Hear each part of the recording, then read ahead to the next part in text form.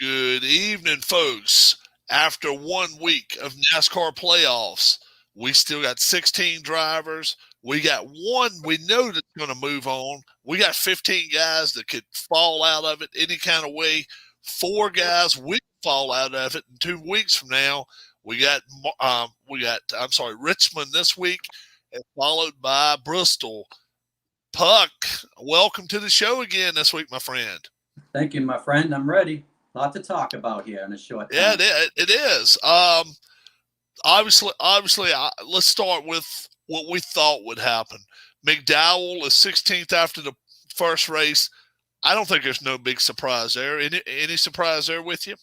Not at all. First one out kind of surprised me. I expected him finishing middle to the back of the pack, but now he's all about it. He's just got to get a win, or he's packing it, and he ain't gonna win.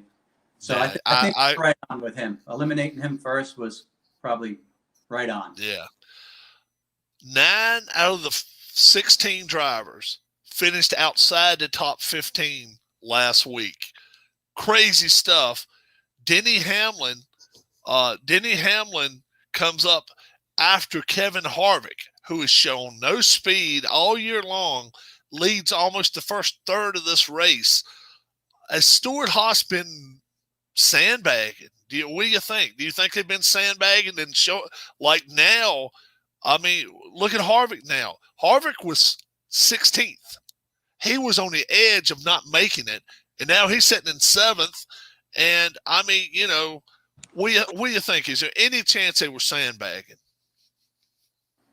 I don't know on that, Rob. I'm going to say no. I just have a feeling that these tracks were meant for Stewart Haas, these first few racetracks, especially this next one, Richmond. Even Almirola finishes well at Richmond. Not to say he's going to have a big finish this Saturday night, but these tracks were tailor-made in the first round for them. So, no surprise. No surprises. I'm a little surprised at Almirola that he's above the cut line now, I believe. So, he is. We'll see if he can stay there. Right. He is actually 5 to the good right now. Tyler Reddick, Alex Bowman tied right now. This week, it won't stay that way. It will not stay that way. No. Reddick actually, he's another guy that's got to run well this week. And I'm not saying a top 20. I'm not saying a top 15. He needs a top 8 finish. What do you think? I agree. He was running up in the front around the 10-ish all last race. He lost control of the car there at the end and fell down to probably around 20-ish, somewhere in there he finished. Yeah. Could have had a lot better night. But, hey, half of this playoff field had damage to their cars this past race. Out of the 16, half of them were banged up. Yeah. The good thing about it is they don't have to worry about taking that car from Darlington to the bang them up at Richmond and at Bristol. The next 2 races, it's clang bang, bring them home the best you can. No aero factor very much. Richmond maybe a little bit, but no aero factor at all at Bristol. I don't know whether you remember old Bristol or not, when it was black-topped and you ran at the bottom and you stayed down at the bottom all night long. I like the old Bristol. I don't like the new concrete Bristol. We'll get that next week. Okay. But I've been to Richmond. Richmond is a 3/4 mile super speedway, in my opinion. I mean, the only place really you got to really worry about losing the car is coming out of turn 2 in that tight turn going to the backstretch. When you're coming off of 3 and 4, you are going hog wild, going at it. And I'm telling you, I think this week it's going to be a lot of wrecks, and I think it's going to be a lot of tempers.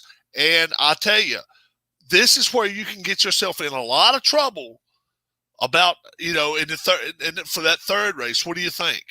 Oh, you nailed it, Rob. You nailed it. This track's a short track with speed, and it can be dangerous. It's going to be exciting. But before we jump on that Darlington race is a crown jewel, in my opinion now. It's right behind Daytona. This race was so exciting last week. Darlington, the track too tough to tame, the lady in black, the Darlington stripe. It was beautiful. This track rips apart tires. It eats metal. I mean, it lived up to its name. Behind Daytona now, this is the crown jewel. They in 2003 was probably the best finish I've ever seen with Craven and Kurt Busch. Oh yeah. That was Darlington, and then they had a Busch race with when McMurray was a rookie. He went at it with Bodine, just bang and bang and bang, and all the way down the backstretch there. Great.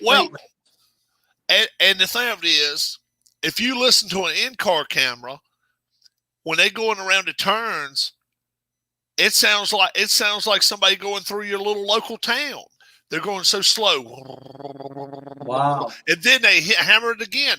The thing of it is, the people, NASCAR people have to get it in their heads. We don't necessarily have to be going 200 miles an hour. Make them know pedal control. Make them know they have to drive a car, because it's a track. If you don't drive it in Darlington, you will hit the wall. Oh, absolutely. I mean, Tyler Reddick, who I pushed on to the second round, that's tied on the cut line. He's the guy that rides high. He makes his living taking that top route and going with it. And he nicked it once, I believe. No serious damage. But, yeah, the Darlington stripe's the real thing. Those cars, if you look at them at the end, they're just stripes going down and wall marks. Yeah. Surprise of the week, Denny Hamlin winning. Is that the surprise? Is it Harvick, like I say, leading about a third of the laps, or a fourth of the laps anyway? Or is it Kyle Busch falling out of the race? Christopher Bale running pretty decent. He didn't do too bad. He's in the top 10 in points now. Who's your biggest surprise this week? All right, my biggest surprise wasn't a playoff driver. It was Ross Chastain. He ran up there. I mean, and he had the problem, maybe the fastest car.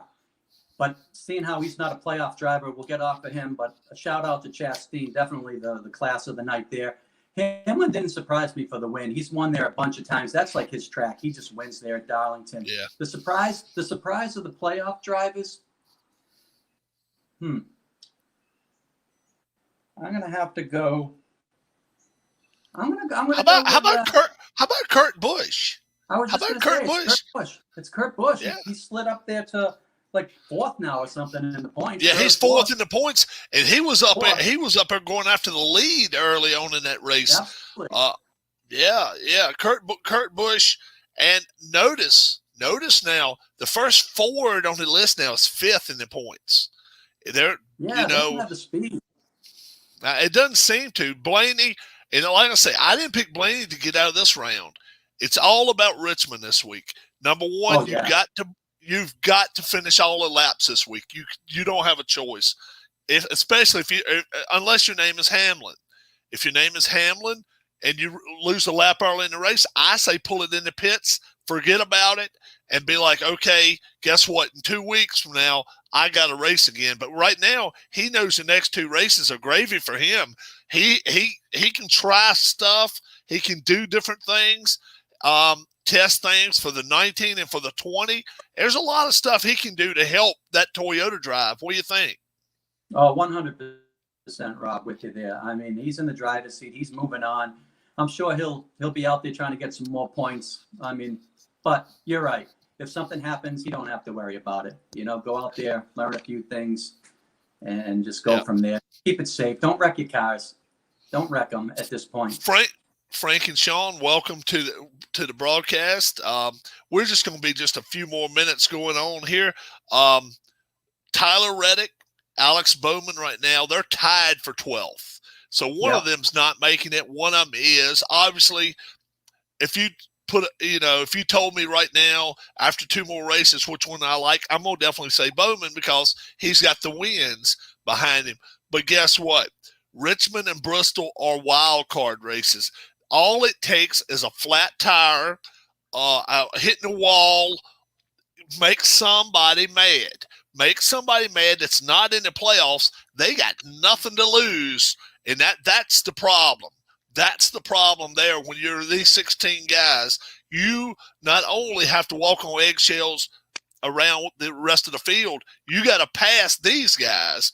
And I tell you, something like that may end up happening before it's over with. You know what? That somebody may end up pissing somebody off that does not have anything to do with the playoffs. What do you think? No, I totally agree with you.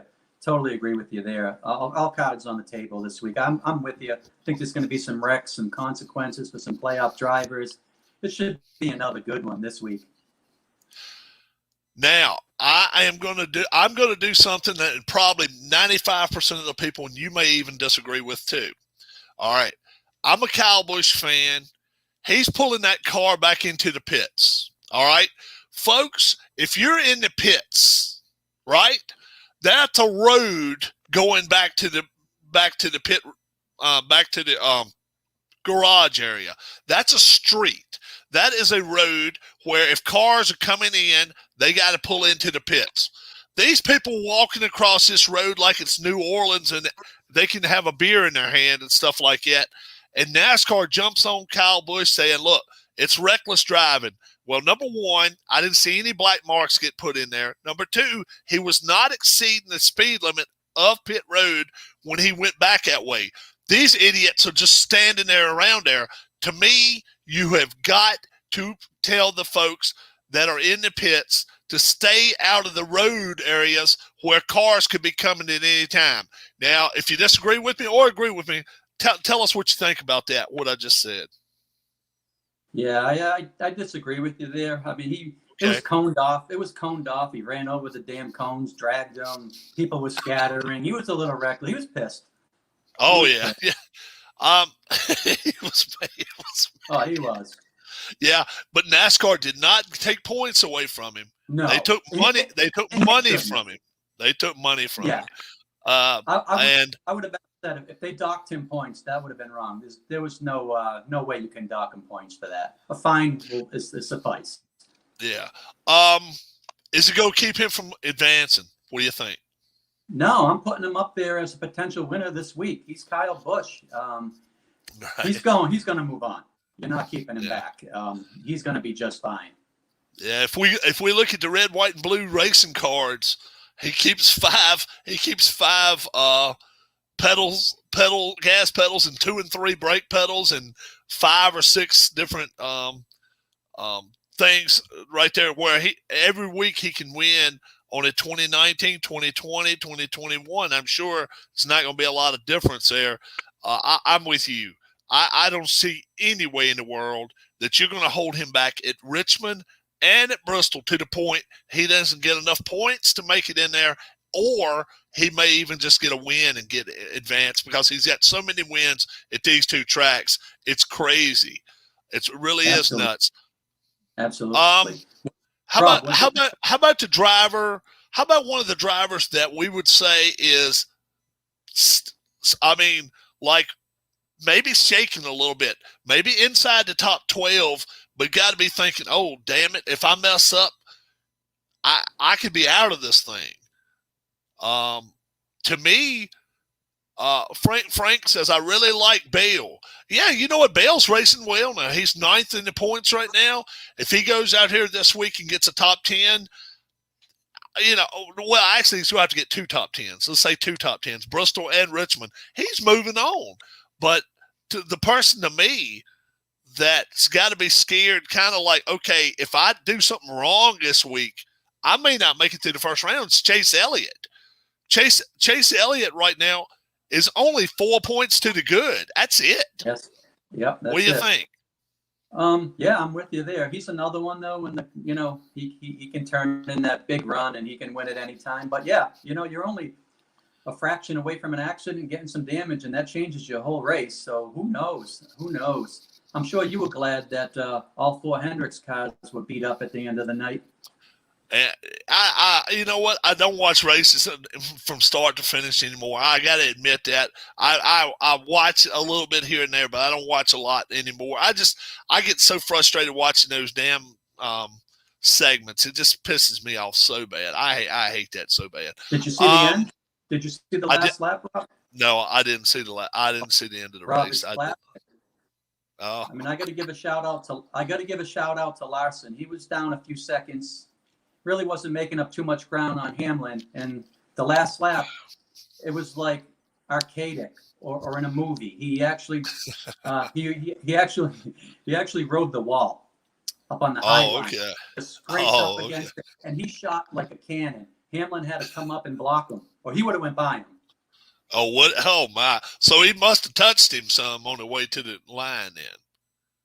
I don't know if he actually touched him, but he was right behind him. I mean, his car was scraping. He blew a tire. It was classic. Great. Oh, okay. And he didn't try to wreck Hamlin, which was good too. So check that out. You're gonna like that. Good finish. Okay. Frank, you say you really like Bale. Um, who do you see, Frank, not making it through the first round? Sean's watching. I don't know whether Sean watches any NASCAR at all or not. So, but since Frank mentioned he really likes Bale, who are the 4 drivers that you see that could be in trouble?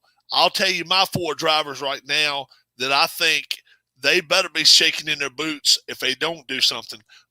McDowell, number 1, he's got to know. He's got to get 2 top 5s. I don't know if it's in him or not. I don't think so. He doesn't have to win, but 2 top 5s is asking a big reach because he is 20 points out. William Byron, he's so hot and so cold nowadays. You just don't know what to expect from him. William Byron being 9 points out right now, he's got to be sitting at Hendrick right now thinking, my goodness, these other 3 guys, they're going to be moving on. I need to too. The pressure's on me. If I want another contract coming up, when contract time comes, I better advance. Alex Bowman right now he's got to be thinking the same thing that, I am tied with Tyler Reddick. I've got to move up some kind of way and move up. And then I think Eric Almirola. I don't think Tyler Reddick or Kyle Busch so much. Kyle Busch, I think, knows he's got the speed to do it. And I don't think Tyler Reddick really has the pressure on him. If he doesn't move on, it's not expected of him so much. But Eric Almirola, he's been in that 10 car ever since Danica Patrick left. He has made the playoffs, but he better get going. And obviously Chase Elliott, you can't be a champion one year and not move into the top 12. Chase is in trouble, and I agree with you on it 24. I definitely think right now, Hendrick, you look where they're sitting. And, they got number 2 in the points, Larson. He's going to be there. But other than that, they got Chase Elliott 10th. They got Bowman 13th and Byron 15th. You got to be thinking that Hendrick's figuring they're going to lose somebody here in this thing, and maybe more than one if they don't watch out. What do you think, Puck? Yeah, the couple of them that are back there. They got, 2 behind the line and 1 on the cusp. So, yeah, if one of them gets in trouble this week, they could be done. I agree with you. I don't expect Byron to get a win. So he needs 2 strong finishes these next couple of races. I don't see Byron getting a win, nor do I even see Bowman getting a win. So, absolutely, they're going to have to bring their A game these next 2 weeks.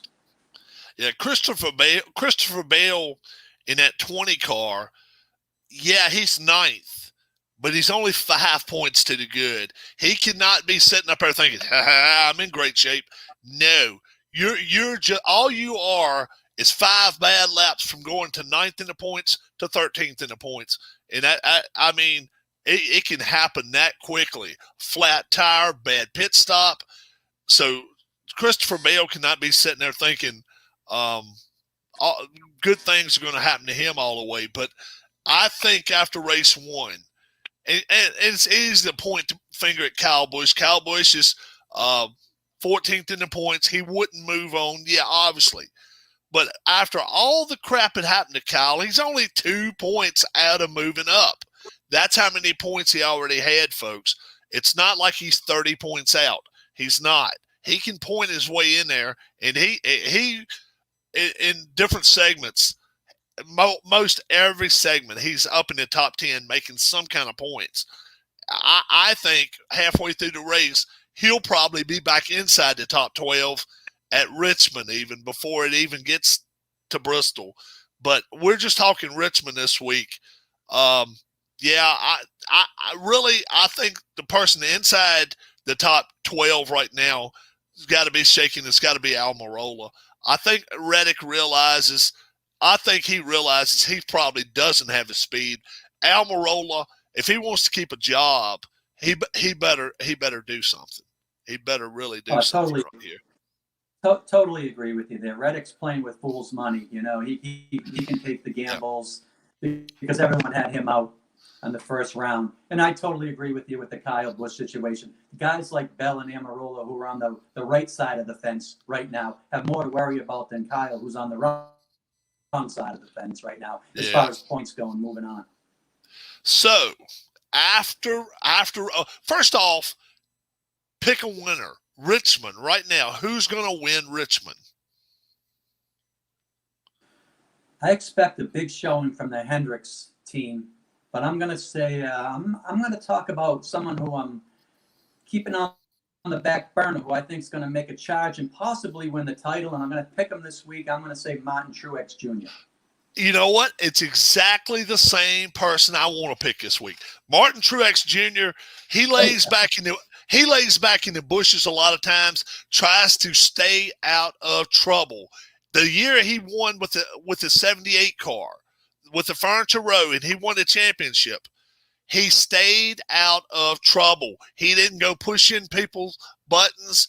I think it was the same year that the 20 car spun the 22 around at Martinsville.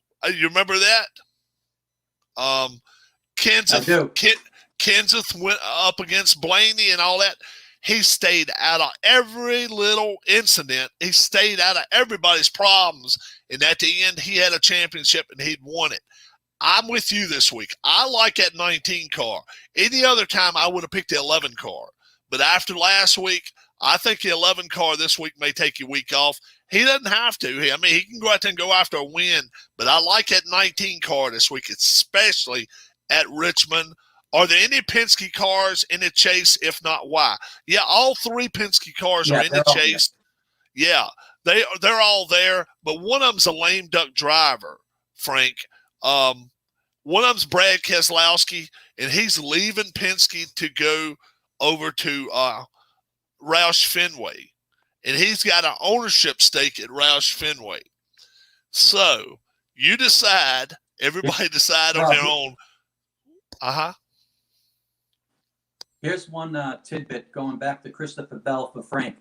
During that race, he was running up in the top 5. And his spotters, they were coming up on a caution. There was some debris in the middle of the track, and he wasn't notified. And he ran it over, and it messed up his spoiler, which forced him to pit. And he lost some finishing position. So him being on that cusp, if he does not make the next round, we can look back at that when he ran over that debris in this Darlington race. Yeah. Let's see. We were. The Penske cars. If you can trust me on this one, Blaney is 5th in the points, and Logano is 6th in the points, and Keselowski is 8th in the points. I can promise you, 2 cars that are going to have speed. There's 2 cars that's going to have speed if they don't have speed in all of them, and that'll be the 12 and the 22. The 2 car, he may have to race his life off to try to get it up to the next level, whatever.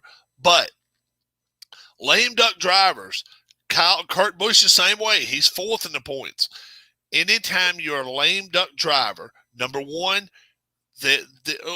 whichever one you're driving for, they're not going to throw extra money at your owner and be like, okay, you need to get like one of the motors that that's been spent extra time and care with. It's just not going to happen. And that's the problem with Kurt Busch and Brad Keselowski, even though he's going to have part ownership in Ford, it looks like now, and Roush. You can better believe Penske is not leaving with a good – he's got a sour taste in his mouth that Keselowski is leaving this kind of way anyway. So, Keselowski's up in the top 12 right now. Kurt right now, he's going to 2311 Racing. It's the one owned by Denny Hamlin and Michael Jordan. And he's gonna drive Michael Jordan's second number that the second number he wore and retired, 45. He wore it playing with the Wizards. Yeah. So he's gonna drive a 45 car, Kurt Busch is, Toyota next year. So you can better believe Chevrolet is not going to be throwing any extra money the number one car's way. And it makes a difference, folks. It makes a difference.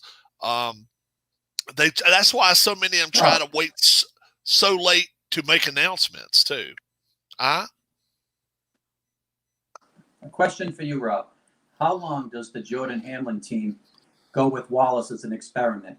I mean, he hasn't really been close to victory lane. Yeah, he had a second place finish, but never really, contended for a win. How long before that gets ugly? Well, and I'm gonna step my foot. I'm gonna step my foot right in the middle of the mud puddle, folks. And if I get dirty in the process, I'm gonna get it. When Bubba Wallace was with Richard Petty contacted NASCAR and said, we're going with the program of we're going outside, we're going after a driver that is not white. So we're going after someone, and we need to back up financially by NASCAR. NASCAR diversity program pushed 80% of the money that Richard Petty used came from NASCAR in that 43 car in that diversity program when he was driving for it. So now what happened was this. Denny Hamlin wanted to own a team by himself. He realized it cost too much to own a team by himself. What did he do? He went out to the biggest superstar that would have anything to do with diversity other than maybe Shaquille O'Neal. He went to Michael Jordan, other than Tiger Woods. Went to Michael Jordan and said, look, what if me and you own a race team? Okay, we go to NASCAR about the diversity program. We will hire Bubba Wallace, okay?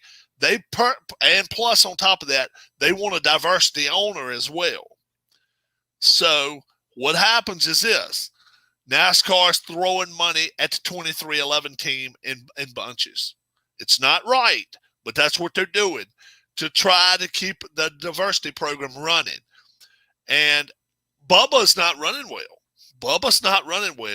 If Kurt Busch gets in that 45 car next year, and like I say, they're going to have chunks of money Toyota's throwing at. I mean, NASCAR's throwing at Toyota and the 2311 team. If that 45 car next year makes the playoffs, the 23 car doesn't, I don't think they fire him then. But look, the pressure is on Bubba Wallace, maybe not next year, but the year after that he's got to start performing because, yeah, they are throwing money and they're trying to push this diversity program as much as possible. But there are other drivers that we've had in the past that didn't get to push. Somebody, who was it? Young guy that was a truck driver, Bill Lester. Remember Bill Lester? I don't. Okay, Bill Lester drove in the truck series in the late 90s, early 2000s, and he didn't get any push at all by NASCAR. He didn't win any races, but hell, count Bubba's wins. You can count them on 0 fingers because he doesn't have anything. Now, I think he won the Xfinity race maybe 4 or 5 years ago, but he got pushed up into the Cup rankings so quickly, he didn't deserve to be there.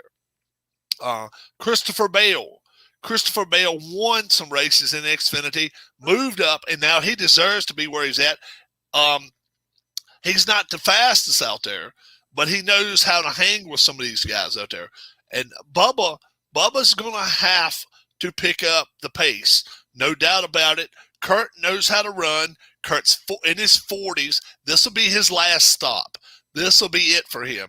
He said a few years ago he wanted to run for Toyota. He had been talking to Gibbs, and it just fell through. It just every time his contract come up, that they never had a ride for him. So now this 2311 team has got a ride for him. 45 is going to be his car number. He's going to have every chance in the world. Bubba Wallace is going to have to show something, or he could be the one out. But you know, we were talking about lame duck drivers. I think Ryan Newman's probably in his last season. He's probably gone. He's out of the 6 car. We know that. He could go to the 1 car. We don't know. There's a few that could be done after this year, but we're heading to Richmond. You like Martin Truex Jr. I like Martin Truex Jr. That means who the hell knows who's going to win but it's the first time we've both picked. So let's see what happens. I like Truex Jr. too in this race. I really do. The one car that really needs to watch what's going on around him is the 9 car. Chase Elliott cannot afford to have a bad race right here because it's all the pressure in Bristol. That's a lot of pressure. Kyle Busch, top 10. He's right back in the middle of things. What do you think, Guy? I'm with you. Yep. Frank, you and Sean, thanks so much for joining the program this evening. We went a little over, but that's all right. Next week, we're going to have at least 6 or 8 guys going to be shaking in their boots, wondering if they're going to get to race in the playoffs after this week. This week, me and Puck both picking the 19 car. So if you go into Vegas, throw a $20 bill on a 19 car, put $1 for me, put $1 for Puck, and yeah, we will mail you our dollars. And he's probably a 50-1 bet this week, but I like him, so we'll see what happens. Week 2's coming up next week. We'll see what happens at Richmond and see what's going to happen at Bristol. For G-Puck, my name is Rob. We thank you for watching our show. God bless and have a great, great evening. Bye-bye, guys.